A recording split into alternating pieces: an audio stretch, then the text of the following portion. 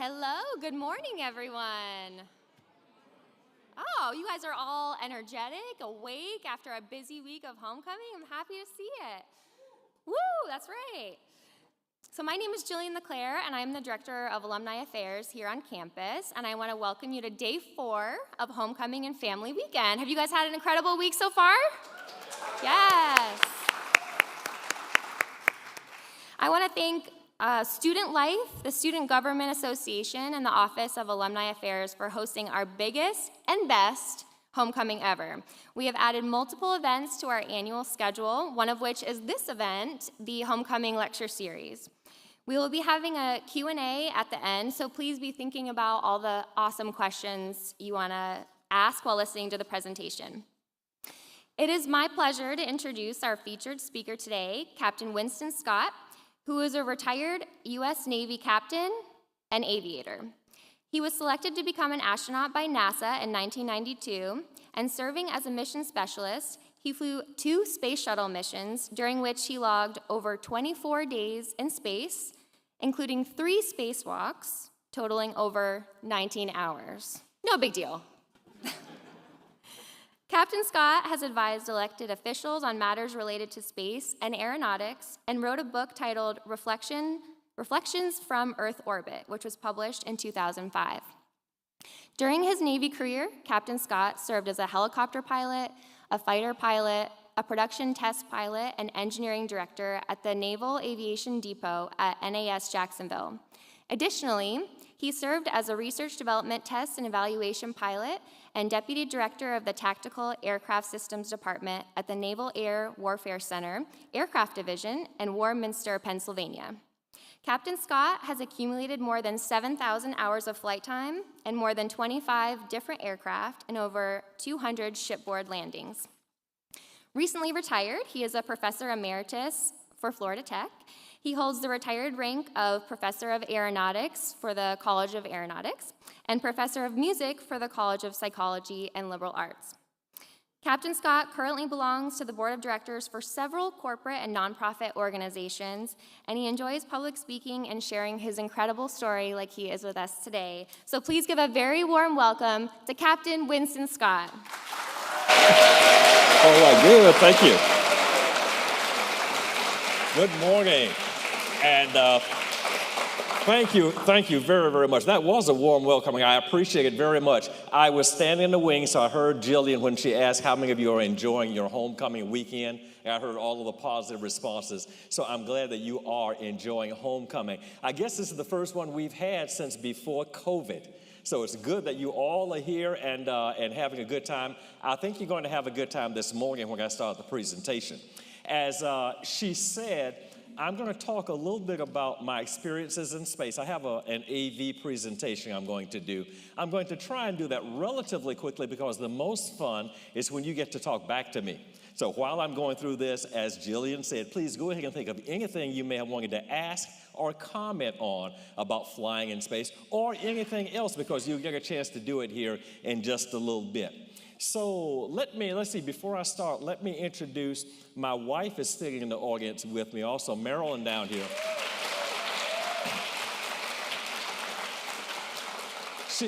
She also retired from Florida Tech. She taught computer science over in the engineering department, and we both formally retired just a little over a year ago. So she's here with me today. Okay, with that, let's go ahead and get started. If you guys can't see, please move someplace where you can see. Okay, a little bit more about the history of Winston Scott. I'm actually a Florida boy, born and raised in Miami, Florida. This is a picture of my family back in the 1950s in Miami. My mom and dad, well, they've passed away now. This young girl right here is my big sister, taught school in West Palm Beach for 40 years. She passed away last year. And the little dude right here is my baby brother. He's not a baby anymore. He's a retired deputy sheriff from Atlanta, Georgia. So if you ever got a speeding ticket from this big burly dude in Atlanta, might have been my brother. But he's retired now. And as I always say, who is the cutest one on the picture right there? Fast forward, high school graduation, the Coral Gables High School. This was taken in the living room after the ceremony. Fast forward again, graduated from Florida State University, go Noles. And I've been in the Navy for approximately 8 years now. I'm being promoted to lieutenant commander. This is my commanding officer, and obviously, you know, take a look at this picture and look at me now. Don't I look exactly the same now as I did? Haven't changed one bit.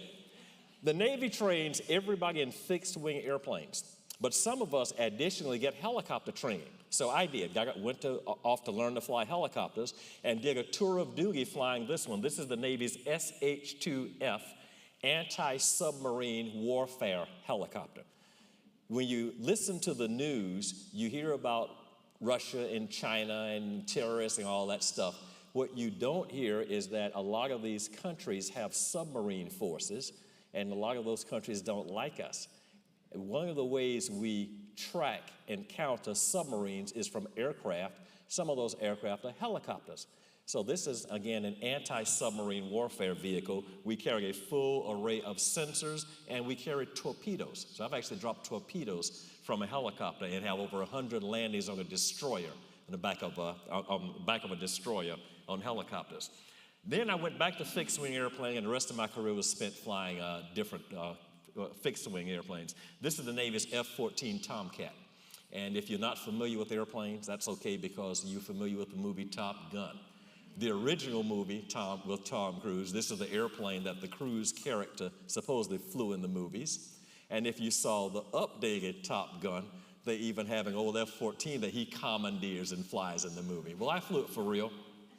And I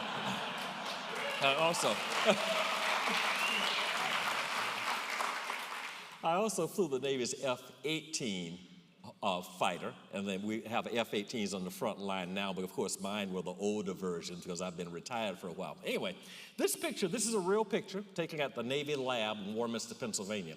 They don't normally stand around and take your picture when you land, but it's not staged. I had just landed from a test flight, and I don't remember the details, but I suspect they took this picture because this is where I was stationed when I was selected by NASA for astronaut training, and they put this picture in the company newsletter.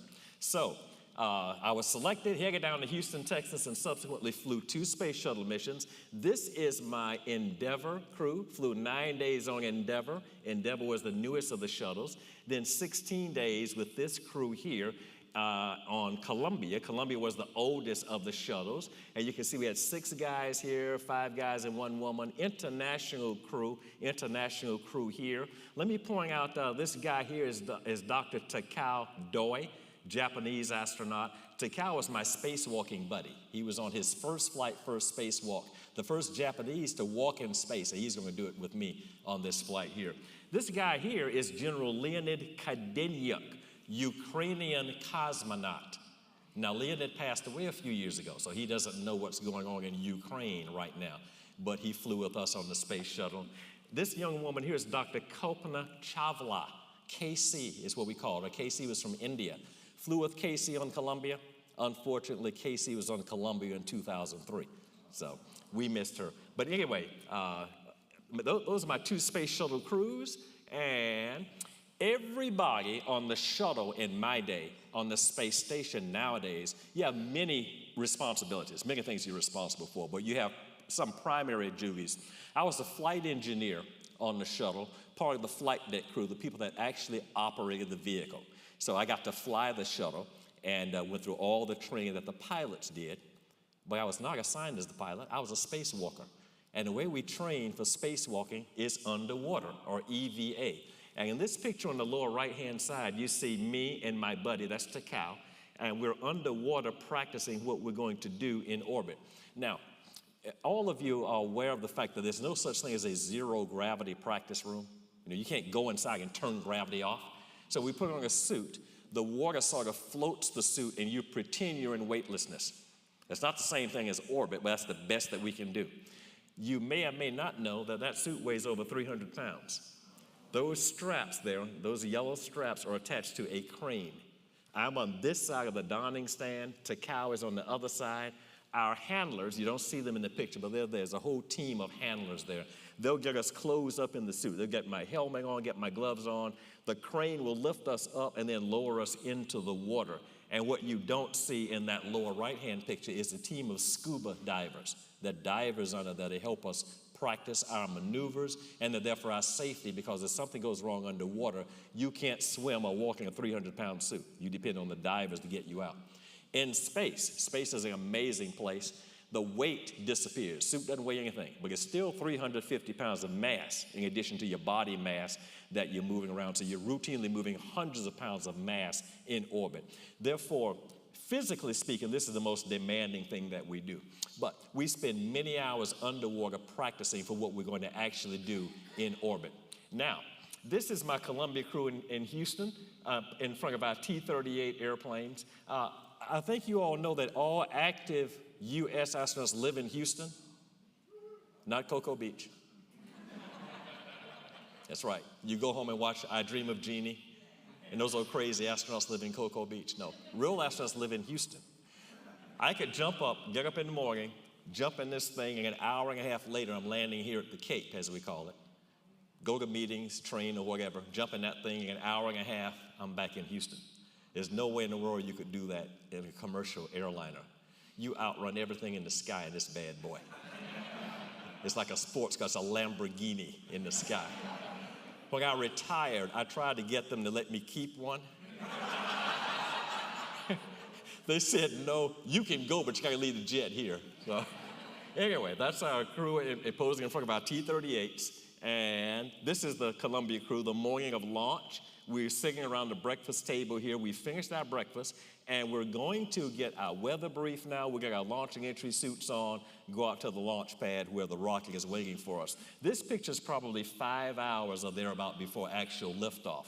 We've jumped ahead. We've had our weather brief. We have our launch and entry suits on. These are the suits that we wore when we launched into orbit and when we returned from orbit. Once you're up there, you're in a shirt-sleeve environment, except obviously when we do a spacewalk, you put a suit on. What you don't see in this picture is the convoy of vehicles. There's a crew transport vehicle for us. There's the security people, the SWAT team, or Air Force Special Ops helicopters overhead to ensure security. This picture was probably 4 hours or thereabout before actual liftoff. Now we'll jump ahead. We're at the pad. We're at the 195-foot level. It's my turn to climb in. These guys are suit technicians, and this room is called the White Room. It's the room from the gantry leading over to the hatch for Columbia.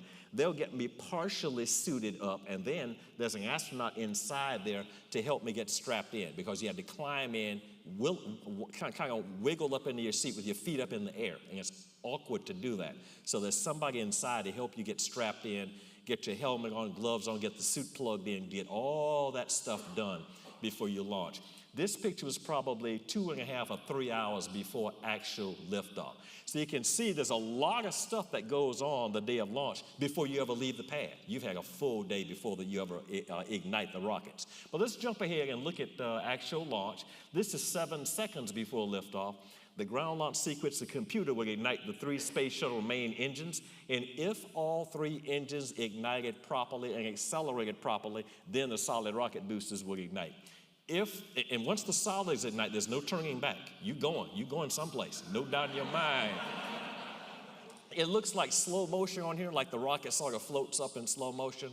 In reality, when the clock hits 0, it jumps off the pad. It kicks you in the butt. Surprised me on my first flight. I thought we were going to float up like on TV, but boom, it jumped off the pad. We passed 100 miles per hour before we cleared the tower. We passed Mach 1, the speed of sound, and on my first flight it was 43 seconds. And then I can remember on both flights watching my gauges. I had Mach 2, Mach 3, Mach 5, Mach 6, Mach 7, Mach 9, Mach 10, Mach 12, Mach 13, Mach 14, Mach 15, Mach, and so on, until we're going so high out of the atmosphere that Mach number has no meaning. We start measuring our velocity in feet per second. Thousands of feet per second, 25,800 feet per second. So let that sink in now. 25,800 feet per second. That's between 5 and 6 miles per second. We're smoking. You go from 0 miles per hour sitting on the pad to what is equivalent to 17,500 miles per hour, all in 8.5 minutes. I can remember on my first flight, we launched at night. It was dark outside, obviously, but about halfway through the ascent, I could look out of the front windows and see the day half of the Earth approaching as we approach orbital velocity. So it truly is an eye-watering ride. Once we get up there, though, we have to turn our rocket into a space station, and we do all kinds of things while we're up there, including take pictures. Let me digress just a little bit. People want to know what are the requirements to become an astronaut. Well, astronauts are physicists, engineers, pilots, doctors, and so on. But if you really want to be at the top of your game, you have to be a fashion guru. And here we are, we're modeling our lucky shirts. This is the second ugliest shirt we could find in the Land's End shirt catalog. And the reason we bought the second ugliest is because the ugliest shirt in the catalog was sold out. True story. So, if you have anything that you're worried about in life, go buy yourself a lucky shirt, and I guarantee a good outcome to whatever you're concerned about. This is one of the payloads that we took into space with us. It is a Spartan 206 solar observation satellite. And we're using the robot arm. This is Casey. Casey is our robot arm operator, using the robot arm on the shuttle to lift the satellite up out of the bay, placing into orbit, where it was supposed to make measurements of the sun's corona. Then she would use the robot arm, grab it, put it back into the bay, we'd bring it home. After the mission, scientists could download its data and learn more about the sun. Satellite malfunctioned, and in its malfunction, it developed a spin in space. So you've got a 3,000-pound satellite very slowly turning in space. And it was turning with what we call complex motion. So it would turn in one direction for a while and then undergo a nutation and turn in a different direction, then another nutation in a different direction. So you got something the size of a small automobile really kind of wobbling all over space. Because it was moving, we could not catch it with the robot arm. So long story short, is over several days of discussion, it was decided that my buddy and I would go outside on a spacewalk and attempt a manual capture. So this is a picture. We've jumped ahead of Capt and I inside of the airlock preparing to go outside. Before we put our spacesuits on, we have to put on this fancy undergarment. It's called a liquid cooling and ventilation garment, or an LCVG. And what it does is attempt to stabilize your body temperature as you go around the Earth. See, we circle the Earth every 90 minutes. So we got 45 minutes in direct sunlight, and it's very, very, very hot, followed by 45 minutes on the dark side of the Earth, and it's very, very, very cold. So this undergarment attempts to stabilize your body temperature as you go around the Earth. We put that on, then we put on the EMU, the Extravehicular Mobility Unit, fancy name for a spacesuit. And you can see us, we've got everything on but the helmet. I've got a computer on the front of the suit, a backpack with oxygen, secondary oxygen, microphones, headphones. Look at how big and bulky those gloves are. Very difficult to do any work in them when they're pressurized. All of the tools that we use outside have to be specially designed so that we can handle them with those big bulky gloves. Anyway, we'll get our helmets on, we'll get the airlock closed up and depressurized and go outside. Now, obviously there's a whole lot more to it than I'm telling you, because I'm going through this thing really quickly, but it takes hours to go through this process of depressurization, checking the suit, and then exiting the airlock. But let's go ahead. This is just a picture of me in the suit so you can see what it looks like when it's fully within its entirety. This thing here that looks like a soccer ball is a robot. Its eyes are stereoscopic television cameras. Everything the robot sees could be beamed back into the shuttle or space station or mission control. And the idea is that you could use the robot to inspect the outside of your vehicle for damage or whatever. I'm launching the robot. Our pilot flew it through a test series, and then I caught it and put it back inside. But again, this just gives you a picture of what the suit looks like in its entirety. Notice those red stripes? That's how you tell us apart in space. Otherwise, Takau's suit and my suit look just alike. You don't know who's who. My suit has stripes on it, just for identification. Okay, let's go back to the satellite.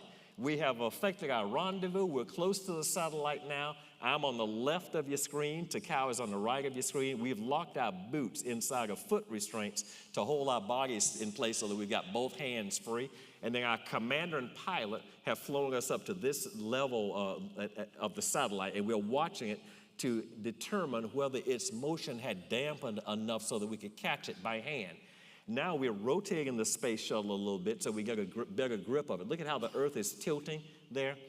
I was directing us at this point. Our commander flew us up to a close proximity. Then I began to direct him as to where to put us. And I can remember when we were doing this. I would say, Kevin, the satellite's about 5 feet aft, and he'd move the shuttle aft. Okay, stop. Now the satellite's drifting up in the bay. Now he'd move us up. Okay, now stop. Now we need to rotate the space shuttle port, or we need to rotate starboard, or whatever.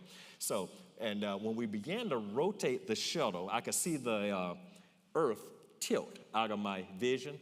And then the vertigo set in. For those of you who are pilots and know what I'm talking about with vertigo, where do you feel space vertigo? I was really concerned that we might not be able to get this done. But we took care of it, and I can talk more about that in detail later. Okay, so here we are. Again, I'm on the left, Takao's on the right. There's the satellite. The Earth is tilting because we're rotating the space shuttle. Now, this is the video here. And you can see the Earth moving in the background there. We're going to jump ahead in just a little bit. We'll be closer. I'll grab my end of it, Takao will grab his end, and we're very slowly rotating that 3,000-pound satellite forward into its proper orientation so that we can lock it into the payload bay. Now, you're seeing 30 seconds of thereabout of what it took 3.5 hours to do. There's a whole lot more detail than I'm telling you. But we were successful. We got the satellite, brought it home. It was repaired and sent up on a subsequent mission. Now, let's see what's next here. All right, one of my favorite photos. This picture has no scientific value at all. It has no operational value at all. It is just a fun picture. I was at the end of a spacewalk, floated up to the window, and I was waving in the window, and they took this picture. This picture turns up everywhere. If you Google me, it comes up. It's been on mouse pads, bookmarks, coffee table books, billboards, posters. It was even in the Museum of Science in London, England. It was blown up to a 12-foot mural. A friend of mine sent back a photograph of herself with that picture in it. So it turns up everywhere. But the kicker, and I don't have one with me here today, is remember those fans you get in church? It's a cardboard fan with a stick, and you fan like this. Guess what turned up on a church fan? Kid you not. So my philosophy of that is my picture turns up in church. It ought to be everywhere, so I'm going to leave it in this presentation. But anyway, one of the more fun pictures that I like to show. Now, at the end of our mission, we do what's called the deorbit burn. We re-enter the atmosphere, and we have to dissipate all of that energy and then navigate our way home.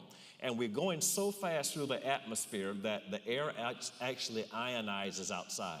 So that bright glow you see in the windows there is hot plasma generated by our speed through the atmosphere. Remember when I was talking about launch, I said we passed Mach 1 in 45 seconds, then Mach 2, Mach 3, and so on. On reentry, we exceeded Mach 25, over 25 times the speed of sound. In fact, I have a 25 patch on my jacket because I've traveled faster than 25 times the speed of sound.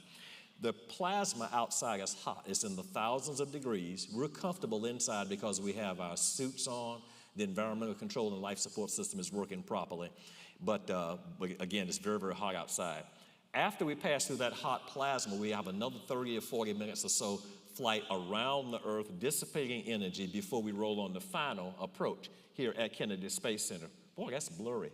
I'm not sure why that came out so blurry like that. But it's the view through the front windscreen, through what we call the heads-up display. And the runway is there. This is airspeed. There's altitude over there. This picture was obviously taken from the outside. It shows how steep the approach is. The approach on the space shuttle was 7 times steeper than a regular airplane, okay? It's like a dive bomber coming out of orbit almost. Over 300 knots there. That's altitude. There's the runway there. And we have come from orbit on the opposite side of the Earth.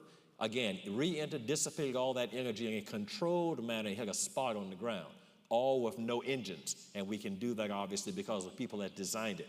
The navigation people, the computer program, the aerodynamics people, all those folks make the job easy for the astronauts. When we land the space shuttle, you couldn't just open the door and get out the way you do an airliner. It takes those of us on the flight deck about 45 minutes to power down its systems and to switch internal power to external ground support equipment. After that 45 minutes, we open the hatch, and the first person to come in is the doctor. The flight surgeon wants to come in. Flight surgeon comes in, talks with us, checks us out. If everybody's feeling okay, we make our way off of the shuttle in seclusion and begin to reacclimate. Now, one thing you've never seen astronauts actually walk off of a spaceship that's done in seclusion. Some people don't walk quite as well as others. It takes a little while to get used to being back. But if everybody's doing okay, we'll take off those bright orange suits, put on our comfortable blue suits, we'll come back out, and we'll take a picture like this one. This was taken a couple of hours, 2 or 3 hours after we got back. And you see 6 happy faces smiling from 16 days in orbit. But I can tell you, we're excited about being back, but we're dead tired because we've been awake for over 24 hours now. By the time we woke up on orbit, cleaned up, fixed the shuttle, came home, and so on, it's been a long, busy day for us. But this is the last slide I have in the formal presentation. If I can get the lights up, we'll go ahead and begin the two-way discussion. So, if you have any questions or comments for me, let me have them. I think the ladies have some microphones here on the side, and you can come up and if you would, please tell me who you are and where you're from. If you live here, or you're visiting, or whatever. Yeah, good morning, Gino Marasco. My daughter, Madeline, goes to college here. We live in Orlando, and I'm also a fellow Knoll, so. Go Knowles, all right. That's right. My question is, how long were you in the training for an astronaut, and how did you find out that you were selected? Like, what was going through your mind, and at that point when you got the call? I had applied a year and a half before the final selection. Took that long to get the word. And on the day that the word on the street was that if you got a phone call from a guy named Dwayne Ross, if you got a phone call from a guy named Don Putty. So I'm in my office at Warminster. Warminster was where you saw the picture in front of the jet. Monday morning, I'm a little bit grouchy, and my admin buzzes in, and she says, I have a guy on the phone, his name is Tootie, or Toddy. And I was just about to say, I don't know anybody named it. When it suddenly hit me, Putty. So I said, yes, buzz him in. So she buzzes the thing, and in the most official voice I could muster, I said, good morning, Commander Scott speaking. And he says, Winston, this is Don Putty. Yes, sir, Mr. Putty. I understand you're interested in becoming an astronaut. I almost said, well, I got this offer from a company called McDonald's, and I'm thinking about taking it. I like to have fun. But I said, no, I better take this thing seriously. I said, yes, sir, Mr. Putty. He said, congratulations, you've been selected. And don't tell anybody there's a press release and so on and so forth. So that's kind of how that defining moment. And from then on, life changes. So that was in July. No, it was April. I think it was April Fool's Day, April 1st. So I thought my buddies might have been playing a trick on me. But by July, we picked up and moved to Houston to begin my astronaut candidacy year. The first year, you're a candidate. And then following the candidacy year, you're a designated astronaut. You're not a real astronaut until you fly, but you're designated, and then you're waiting to be assigned a mission. So I flew my first mission about 3.5 years after we got there, which was kind of early. Some people wait 10 years and longer. Some people, unfortunately, never fly. So it's a long process, and when you're training, when you're not on a mission, you not only train and study and prepare, but you have collateral duties that you do as well. One of my collateral duties, for example, was the lead astronaut for space station systems design. So myself and my compatriots worked with the contractor on space station systems design and testing and certification and so on. So there's a whole lot to it, but it's fun. What else? Hi, I'm Shannon Sincella. I'm from Lansdale, Pennsylvania, so not too far from Warminster. Not too far, that's right. Our son goes to Florida Tech here. And my question is, how do you mentally and physically prepare to go into orbit? You physically prepare by your training. We have an astronaut gym, a facility available to us 24/7. that we can go into physically work out. There's a staff on there that work with you and design a program if you so desire. You can do it if you want to do. A full physical fitness facility. Being military, even though I was assigned to NASA, I was still a Navy officer. The Navy requires us to do physical fitness tests a couple of times a year anyway. So you actually get out and do push-ups, sit-ups, so just like it's in the movies. Astronauts are running and jogging and weightlifting and all that stuff. So that's how you train physically. Training physically for a spacewalk, the best way to do it is in the water in that suit. And you develop incredible upper body and hand strength just by working in the suit. I remember once while I was training for a space flight, one day after work, I stopped by a barber to get my hair cut. And my barber we called him RT. His name was like Robert Thomas. We could call him RT. So I paid him and shook his hand, and he winced and jerked his hand back. And I had developed what we call EVA hands. It's an incredible strength just from wearing those gloves, and I didn't realize how. So anyway, physically, that's how you train. People ask about mental training, and there is no real mental training that you do. You come to this business because it's what you want to do, and if you don't have the real temperament for it, somewhere along the line, you probably would have dropped out or washed out or whatever, because it's not for everybody. I remember when I went into Navy flight training, everybody they watch the movies, everybody wants to go and fly jets in the Navy, but on the Air Force or whatever. But half the people will get there and say, this is not for me. It's not like you see it on TV. Yeah. So if you don't already, I think, have the temperament and mental preparedness to do this, then you're probably in the wrong business and probably should not be doing it. Now, I know I'm going on and on, but there's so much to tell. Just before flight, when we're in quarantine, we have a facility here at Kennedy Space Center. We call it the Beach House because it's a beach and conference center. And we isolate ourselves in there. And one of the things you do in quarantine is just that. You kind of mentally prepare yourself for what you're about to do. Because up until then, you've been training, you've been doing operational things and engineering things. Now you can reflect on where you're going and what you're about to do. Because occasionally, people go and they don't come back. So yeah, you do have to kind of prepare for it. But again, you're excited about it and raring to go. Yeah.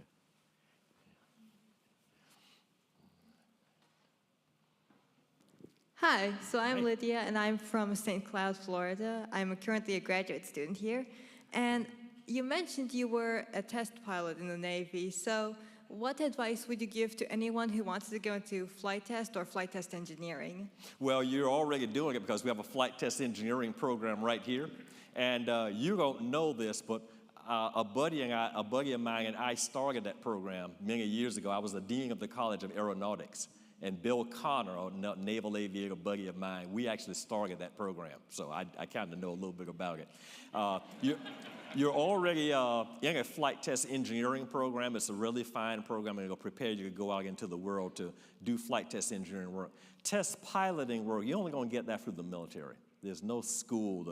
We don't teach test pilots here. So, but you're off to a real good start. And I would just say continue to do what you're doing, finish your master's degree. You can actually get a PhD in flight or in some field with emphasis on flight tests. I know I've sat on a couple of dissertation committees, so you can do that if you like. But my advice to you as you go is when you finish your education is get some experience. It's nice to have all these degrees, but real world experience someplace, with a company, Northrop Grumman or SpaceX or whatever.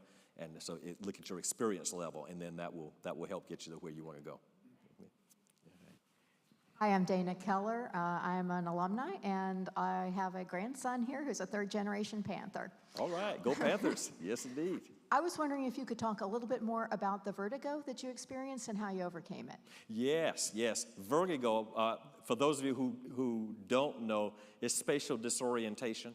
And vertigo happens to a lot of people. You can have vertigo here on Earth, people who have inner ear problems. But vertigo, you quite often hear about it with airplane pilots. And unfortunately, there's an accident that occurred, and the finding will be, well, the person was in cloudy weather or instrument weather where they can't see the horizon. They lose control of the airplane because they become disoriented. So vertigo can become very, very, very disoriented and very deadly because it's disorienting. In space, when we would get ready to catch the satellite and the space shuttle was being rotated, we went, as you remember the picture, we were anchored to the shuttle. And the shuttle was above the earth flat, just like we are in this room. The earth is beneath us. Well, I asked Kevin, our commander, to rotate the space shuttle so that Takao and I could grab hold of the satellite. And when he began to rotate it, I could see the earth begin to tilt out of the corner of my eye, out of my peripheral vision. Well, when the earth is tilting, you get the sensation of falling. And instinctively, I wanted to right myself. Well, I can't right myself because I'm attached to the shuttle, and the shuttle's moving. And if you haven't experienced vertigo, it's difficult for me to make you understand how it feels. But everything in your body tells you you're in one orientation when you're really in another one. When you're disoriented like that. That's why it's so deadly. Every bit of you tells you I'm in this orientation when you're really in something else. Well, as I was going through that vertigo phase, I was thinking to myself, oh my goodness, this is terrible. I'm not sure we can get this done. Then I remembered back in flight training, early Navy flight training, when I was learning to fly instruments, the instructors tell you when you have vertigo, you have to trust your instruments. You tune out your body. You ignore everything your body is telling you and trust your instruments. But then I'm thinking to myself, I don't have any instruments up here. But then it occurred to me, now it takes me longer to tell it than it did to go through the thought process. It occurred to me, wait a minute, the satellite is stable. It's not going anywhere. And so I concentrated all of my attention on the satellite, tuned out the earth, rotating in my feelings, and of course, we caught the satellite. So if you remember that picture where we actually caught it, the earth was actually this way. It was totally vertical to us. So I overcame the vertigo by just going back to my old Navy flight training days and doing what the instructors taught me way back when, and it worked. Good morning, Mike Lincolns from Winter Haven, Florida. I just watched a video that said that you can't see stars when you're in outer space or on the moon or whatever. I was wondering, did you experience that, and what your thoughts were? You can't see stars if there's a lot of ambient light. If you get rid of the ambient light and you're on the dark side of the earth, you can see the stars. When I was on a spacewalk, for example, I couldn't see them because we had lights turned on the outside of the shuttle. But if we wanted to watch stars on the dark side of the earth from inside, we turn out all of the exterior lights, turn off all the interior lights, and if you're far enough around the earth that light is not filtering around, you can see stars. Oh yeah, you see the constellations, you can see other planets, and so absolutely, just depend on where you are in space. Hi, Mr. Scott. My name is Dan Woods. I'm a current flight student here at FIT, and I'm from Long Island, New York. My question to you is, I understand you're a Navy pilot. You held many positions. Did you always plan on going and applying to be an astronaut? And how did that application process work? And how did you know you were eligible to apply or competitive to apply? The answer is no. I didn't always think I would apply to the astronaut program. When I was growing up as a kid, the space program was interesting. We talked about it in school. I watched space movies on TV, but I didn't think I could do it. It never occurred to me that it would become a reality to it. So during my Navy career, I decided I would apply, and NASA publishes when they're going to have an astronaut selection, and they publish the requirements that they want. So with encouragement from my family and my commanding officers, I decided to apply, and then fortunately I was selected. The same thing happens now when they get ready to have a selection process. They will publish it. They publish it far and wide, and they give you the minimum requirements, and you can apply it and cross your fingers. So that's kind of how it happened.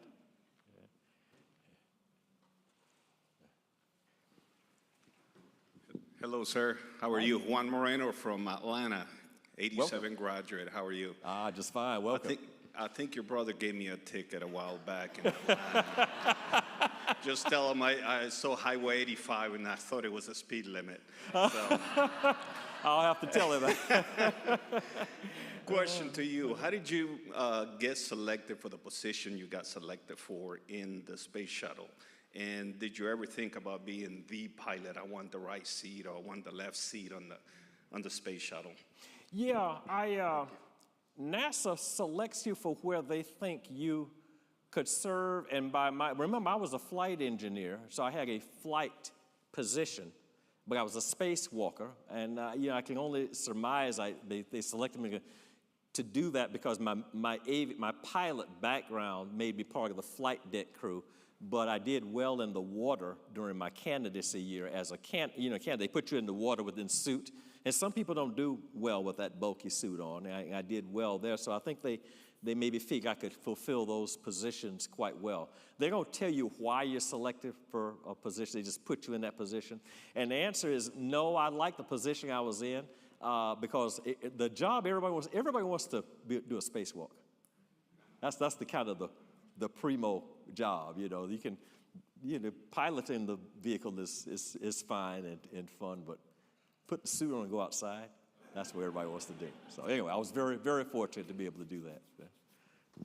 Hi, Captain Winston. I'm Nixon Saw. I go to school here as a mechanical engineer. I'm just wondering what your vision or what you hope to see for the future of space travel or flight or work at all is. Yeah, I like where we're going now. We have Artemis in work, and I'm sure a lot of you are familiar with Artemis. For those of you who are not, Project Artemis is NASA's return to the moon. We launched an uncrewed Artemis flight before Christmas. They launched, circled the Earth, went to the moon, circled the moon a bunch of times, came back. That was successful. This year or next year? We're going to put a crew, I guess it's next year, 24? We put a crew on Artemis, and they'll do the same thing. They will not go to the surface of the moon, but they'll go to the moon, orbit, and come back in end-to-end test of the vehicle. Then somewhere out in 25, 26, we'll send people to the moon, and they'll actually go to the surface. It's called Artemis because, if you remember your mythology, Artemis was Apollo's twin sister and goddess of the moon. Apollo put men on the moon. Artemis will put the first woman on the moon. That's why it's called Artemis. So I like that. And then after that, NASA says off to Mars. We don't have an exact date to go. I think that's good. That's a good sequence of events. I really like also what's happening with the private commercial companies. You know, you see SpaceX, and then you got Boeing and Sierra Nevada and Blue Origin, all of them out there starting to launch rockets now. I really love that. What you may not know is that I directed the Florida Space Authority many years ago under Governor Bush. Jeb Bush was in office. And I was one of the people, not just me by myself, we were pushing for the Cape to open up its facilities to private companies and pushing for the 45th Space Wing to open the Eastern Range to private companies. So Elon Musk didn't just show up one day and just start launching rockets. A whole bunch of stuff had to happen. And many of us were pushing, what you see happening now, many of us pushed for back then. I was one of the people that pushed for it, and I'm glad to see it happening. So I love that. I also love what's going on with Virgin Galactic. Virgin's doing all the touristy flights. You know, they're sending all the people up in suborbital flights. So I'd like to see that grow because all of these efforts expand the access to space and bring the cost down. And we have more and more people going and more facilities up and so on. So overall, I really like what's going on in the space program. Hi, Hi. I'm Elizabeth Olasso, and my daughter is a freshman here. We're actually from Holland, Pennsylvania, so very close neighbors. Absolutely.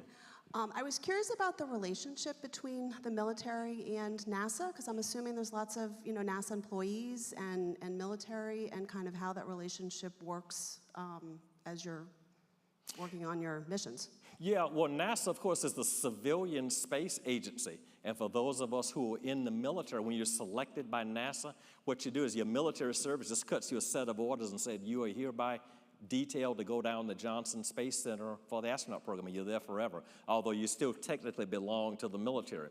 That's why a lot of astronauts are still called Colonel Brown, Major Smith, Captain whatever, because they're military people. So when you go to NASA, you sort of abandon, you don't wear uniforms, so you don't put your military career aside, but that's de-emphasized, and it's a civilian organization, and you sort of conduct yourself as a civilian. Now, the Space Force, as you know, is the military space organization. They're there for military purposes. That's a whole different ballgame. But for us, we kind of put rank and military ranking all aside, and we focus on the exploration of space. Mm-hmm. Hi, my name's Caroline Taylor. I'm sorry, where are you? I'm over here. Okay, yeah. Our daughter is a sophomore here, and we're from Arkansas. And I wondered if you could talk a little bit about your musical training and background and how that had any influence, if it did, on your NASA career. Yes, when I was growing up, and as a little kid, we didn't have programs in my school to expose us to STEM. And you know, STEM is science, technology, engineering. Some people say arts and math, STEM or STEAM. I didn't know what engineering was. when I was growing up. I was a kid who was always interested in technology. I was playing with batteries and motors and things, but there was no guidance in my neighborhood to tell me that, maybe you ought to study engineering. I was a very good musician, very talented musician. And I don't mean that to sound arrogant. What I mean is that everybody in this room is blessed with talents. Every one of you, you're talented at something, all of you, more than one thing. So was I. I was a very talented musician. So I went to school to study music. I got into FSU, Florida State University College of Music, no audition or anything in the College of Music, and began studying music. And then I sort of discovered engineering while I was going to school and started doing both as a double major. I was so far along in my college career that I finished my music degree, did not finish the engineering degree, went into the Navy. The Navy sent me back to school to finish my engineering degree and so on. So the answer to your question is that's how I wound up being both a musician and an astronaut. And you said, how does one help the other? I think everything we learn helps everything else. And our education system seems to want to compartmentalize people.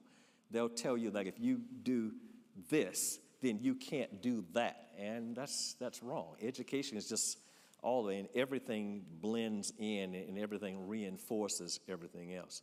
So being a musician did not directly make me a better astronaut, but I think in terms of thought processes and creativity, understanding, and so on, I think everything blends in and helps everything else. Trivia, though. It's not unusual that people who do mathematics or scientific things are also musicians. We have an astronaut band. John Glenn played trumpet in his high school band. Einstein played violin. And my favorite is even Mr. Spock played Vulcan harp. Yeah, that's right.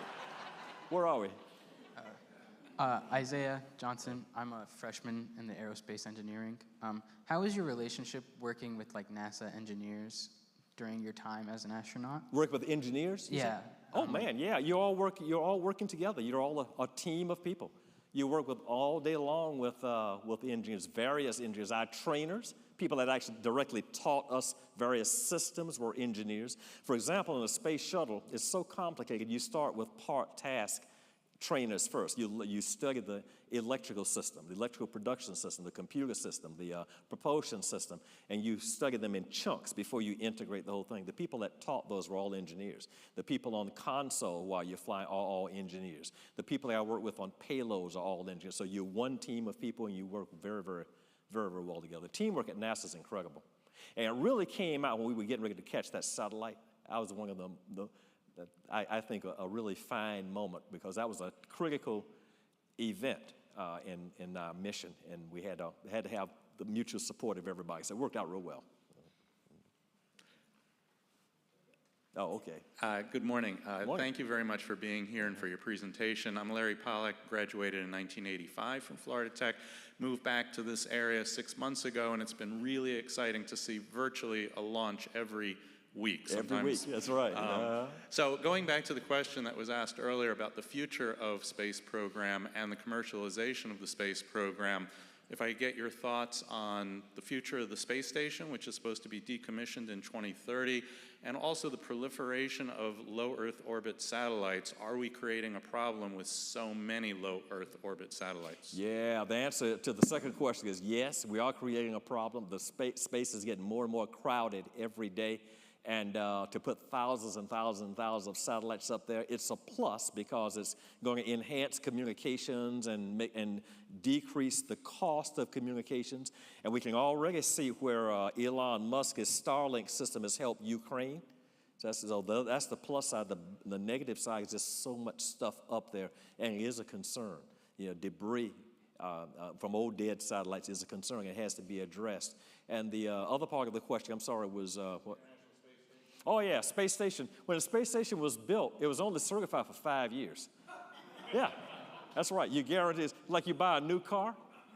It's good for 1 year, but you're going to keep it for 10 or whatever. Anyway, it's still working. They keep upgrading, refurbishing, changing around. And I think it's good now for, what's the end date? 30? I suspect that we'll keep it around as long as it's viable and safe. And I sure hope so. We're really getting our money's worth out of it. So I'd like to see it stay there. And I suspect as we approach 2030, it will have continued to be upgraded and in good shape, and we'll keep it around.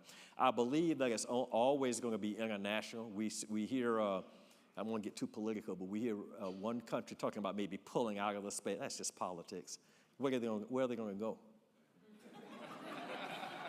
We're the only game in town. China has a station, but China's station, of course, doesn't compare with the international station. So I think it's going to be around a long time. As long as it's safe to go up there and we continue to upgrade it and keep it, it'll be around for a while. I sure hope so. Hey, my name is Daniela. I'm from Colombia, and I study aerospace engineering here at FIT. I was wondering, for you, which was the most challenging part when you learn how to fly F-14s and then, of course, F-18? F-14s or F-18? Tomcat. F-14 was a lot more complex airplane than the F-18. The F-18 is a newer airplane with newer architecture, but the Tomcat was an incredible airplane for its time. Not just the airplane itself, but the weapon system was incredibly complex. And for example, the radar system had many, many modes of operation. You know, I could go through and kind of list some of them, but you had pulse Doppler, pulse Doppler, single target track, hot range while search, pilot lock-on mode, VSL high, VSL low, PAL, pilot activated mode. There's just so many different radar modes that you had to understand. It's more than just climbing and punching buttons, but you knew the pulse repetition frequency, the pulse with bandwidth, the power out, and so on. Because when you're employing the weapon system, you have to understand how it works so you can maximize it. We had on the Tomcat, we carried 3 different kinds of missiles. We carried what's called the Phoenix missile system. And with the Phoenix, you could launch off the aircraft carrier, detect, lock up, and shoot down a certain number of targets. I won't say the number because it may be still classified, all at one time without ever seeing them. And then, if you got in too close to do that, we carried a radar-guided Sparrow, AIM-7 missile that you could shoot targets with. And if you got even closer, then you had the heat-seeking Sidewinder. You probably have heard about the Sidewinder because they used to shoot down a balloon recently. Don't ask me to talk about that, but I will. Because we fire the old Sidewinders. These are newer upgraded. And then if you got close enough, you had a gun, a 20-millimeter cannon. And then the cannon was supported by a radar-guided gun sight. The F-14 was swing wing. I could control it manually as a pilot, or I could let the computer control it. So when you're in a dogfight and you're maneuvering heavy, the computer could position the wings where you wanted them for optimal. So in other words, the Tomcat was an incredibly sophisticated airplane, even more sophisticated than a lot of airplanes today. It won't perform aerodynamically like the F-22 or the F-35. Okay, so it won't dogfight that way. F-22, you can stand on its nose and almost hover, stand on its tail. Well, we couldn't do that, but it was a really good airplane. It was a difficult airplane to learn to fly because of its flight characteristics and because of the sophistication of the systems. It was an unstable airplane, relatively unstable, so it took a lot of piloting practice to fly it well. The newer airplanes are unstable, but the computers help you fly them. The F-35 and the F-22, what we call fly-by-wire airplanes. Shuttle was fly-by-wire, totally unstable. So a human pilot would have his or her hands full just trying to fly the thing, but the computers help you fly it. Tomcat didn't have that computer backup to help you fly, so you had to learn to fly it manually in all modes. So it was, anyway, I tell you, I love my Tomcats. Hi, good morning. Where are you? I'm sorry, I got all right. Back here. I'm also a Miami native, born and raised. Oh. My name is Hilda Melendez, and I just want to say thank you for your lecture today. It was amazing. You. I have 2 questions. What was your favorite space food, and what instruments did you play? All right, second question first. My principal instrument was trumpet, but I also played guitar, bass guitar. Very good, quite good bass player. And I'm not a real pianist, but I play a little bit of piano. In fact, the best job I had while in Tallahassee at Florida State University, I played piano at the Capital City Country Club on Friday night and Saturday night. So while people were eating dinner, I'm the dude at the piano, tinkling the ivories. And I made $20 a night $20 a night back then was a lot. I was rich. Yeah. So my principal instrument was trumpet, and then the other instruments also. And I'm sorry, what was the other? Oh, my favorite food. Yeah. The best tasting food on the menu, I think, was the space shrimp cocktail. I think if you ask astronauts, they'll universally say shrimp cocktail. Space shrimp cocktail is really, really good. The worst food was that ice cream that you buy in the visitor complex. We carried real ice cream on one of my flights. We had Dove ice cream bars. First, thank you for your service. Thank you. And since I can't ask about the balloon, what are your thoughts on the unidentified aerial phenomena that being looked at more and more frequently and being released by the government? Yeah, you know, and you all know that that's been examined now for a number of years. We've been looking at it. They put panels together, and the panels all come to the same conclusion. We don't know. My feeling is that I don't necessarily believe that these unidentified aerial phenomenon, as we call them, I still think it would be UFOs. You know? If it ain't broke, don't fix it. You know? But anyway, I don't necessarily believe that those are alien spacecraft. I find it hard to believe that even alien technology capable of getting here could come into the atmosphere and not be detected. I think we would have detected them.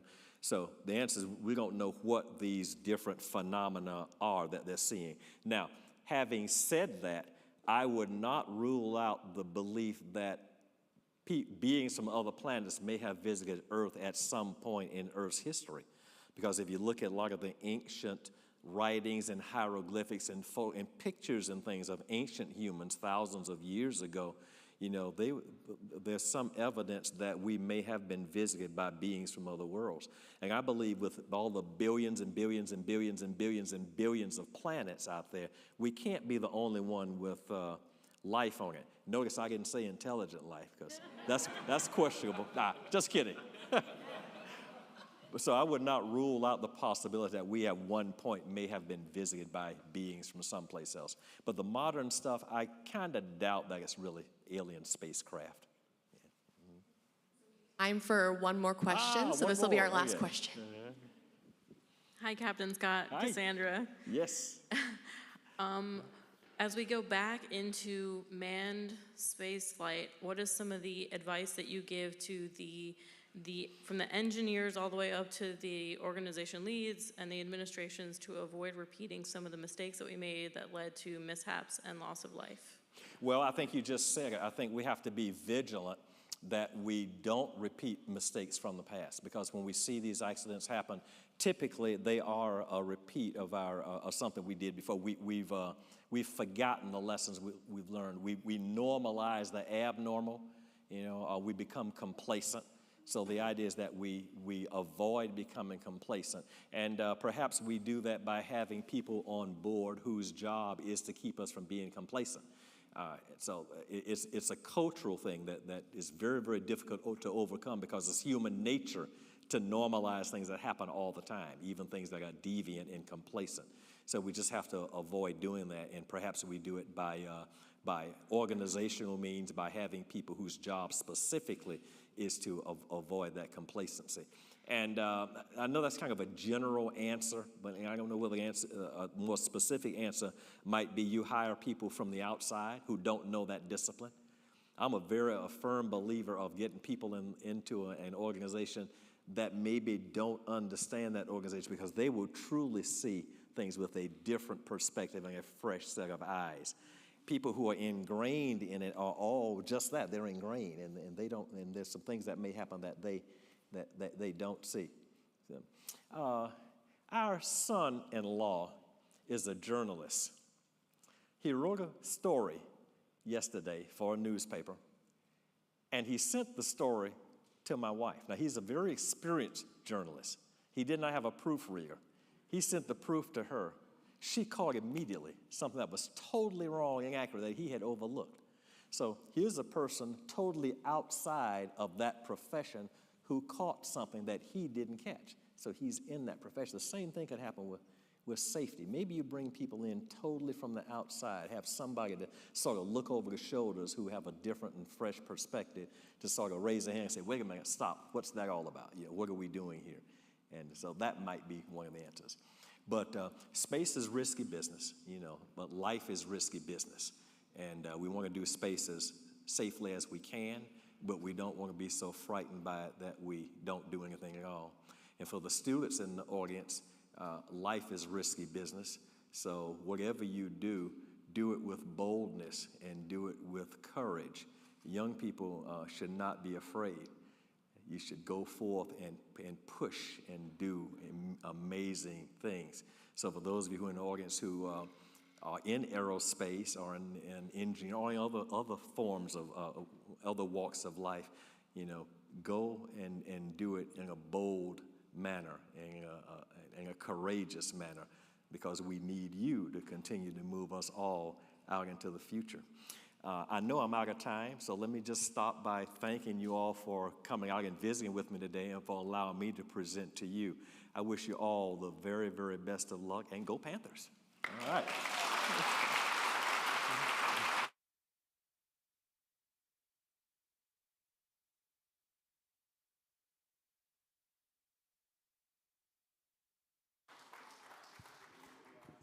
Thank you so much, Captain Scott. I couldn't have picked a better person for our very first homecoming lecture. I just want to let everyone know that the next homecoming event is our lunch over in Panther Dining Hall. It's $12 a person, all you can eat. It's a Cuban-themed